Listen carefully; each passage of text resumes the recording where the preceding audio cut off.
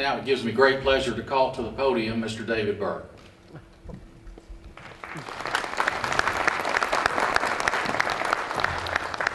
David and I met yesterday, and I can only tell you that what you see on the screen is what you get. He's one of those people that when you meet them, you feel that you've known them for forever. And he's a wonderful, wonderful treasure. And being from Atlanta, I'm a little prejudiced, but we like him not only because he's a talented person, but because he's a good person, as are his partners that we've already been with these past few days. In that vein, it gives me great pleasure and honor to offer the World Chamber of Commerce International Hero Award to David Burke in recognition of his artistic achievements in the past and hopefully in the future here in Atlanta.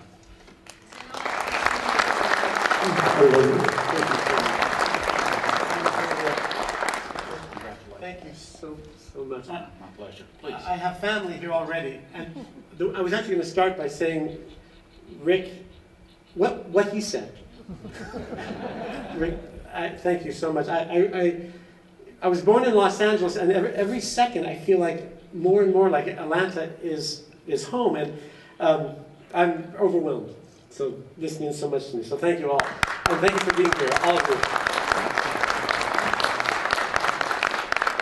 You know, it's funny. A lot of people ask me, "How did you get involved in all of this?" And you know, most parents hope their sons grow up to be doctors or lawyers. But not a lot of them who think, gee, I hope my son grows up to talk to imaginary characters that don't exist. Well, I have. I started because my father spoke to me and my twin, yes, there's another one. Oops. Oh. And I got fast reflexes. Thanks so much. And so my sister and I, twin sister, we grew up with 7 languages around us, and that was normal. My parents are from Europe, so they speak 7 languages. Well, my dad loved French in particular, so he really got my sister and me to really understand and feel the French attitude, the French language. And he said all the time, now, kids, in order to speak French, you have to pretend you are Maurice Chevalier, for those of you who remember the singer. And my dad had a Maurice Chevalier hat. He used to go around the house saying, no, do what I do. Every little breeze seems to whisper Louise. He said, you have to pucker your lower lip and speak with a French accent. Then on top of that, you add the French words, bonjour, comment allez-vous? You become French. So that's what we do with our show. We explain to kids, here's how you embrace the language. And I had a French teacher who really made me embrace French and the culture. She used to come in with French food. And I'm a foodie, as you'll see in Hayworthy, in the pilot we're going to show you. Our first stop is always the cross-cultural kitchen, because what goes with language is also culture and food. So she used to bring in things like snails. And after I ate my first snail, after an hour, and then she demonstrated, okay, to get past the snail, you take your French bread, and you dip it in the garlic butter that just drips down your fingers, and you pop that French sponge of butter and garlic into your mouth. I was sold. So I wanted to share this with other people. I wanted other people to feel what it's like to know a language inside and out, because it would torture me when my friends would say, ugh, I got to go to French class, ugh, German class. No, it's exciting. So what I did was, in fact, you've all got those books. Oh, thanks, Richard. So this is something I created that I'm really proud of. So a lot of my friends would say, I could never learn another language. So I'd say, okay, look, you know the story of Cinderella. I'm going to tell it to you all in French. And because you know the context, you're going to follow along. And they would. Then I got the idea, well, why not create a series of fairy tale books that start in English and then slowly morph into the language you're learning, which I did in about 20 different languages. And then I decided, I'm going to reverse that. We also have them in foreign languages that morph into English. And we're going to have them also from foreign language to foreign language. So I am exceptionally excited about our show being launched in Atlanta because, as Rick said, it's the crossroads of the world. And Hayworthy is the crossroads of the world, except we do it up in the clouds, as you'll see. That's where we live. And we see our work actually working. Here's what I mean by that.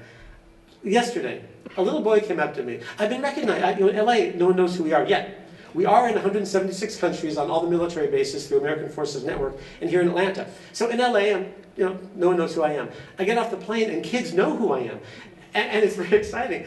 In fact, I got a free salad out of it last night. The maitre d' said, oh, my kids love you. What can I get you? Can I get you a salad? Sure. So I work for food. So anyway, this little boy came up to me and said, "Your dad will be, bonjour."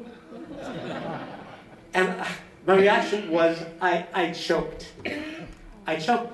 I looked at this little boy and thought, I did it. It's working. It always touches me. We're making a difference. You know, when you touch a child's life and it's working, I mean, that's just the beginning. Our show is here in Atlanta. Soon it's going to be around the world. And, you know, this is the global economy, let's face it. 20 years ago, learning foreign languages was just frivolous. Not anymore. In Europe, when I lived as an exchange student, the kids speak 5, 6, 7 languages. That's normal. When I first got to Europe, living with a French family, I spoke French like they do. They said, "What else have you got?"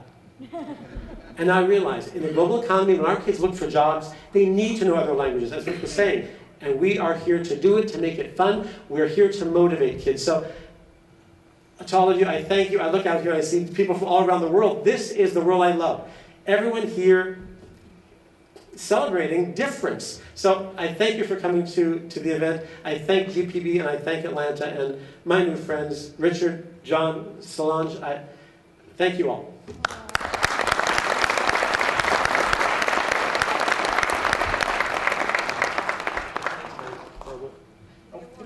Oh, good. Oh, it's turning. No, it turns when light hits it. Oh, I get it. I love gadgets. Talk amongst yourselves. I'll give you a topic. The Partridge Family? Was it the Partridges or family? Discuss. Thank you very much. Thank you.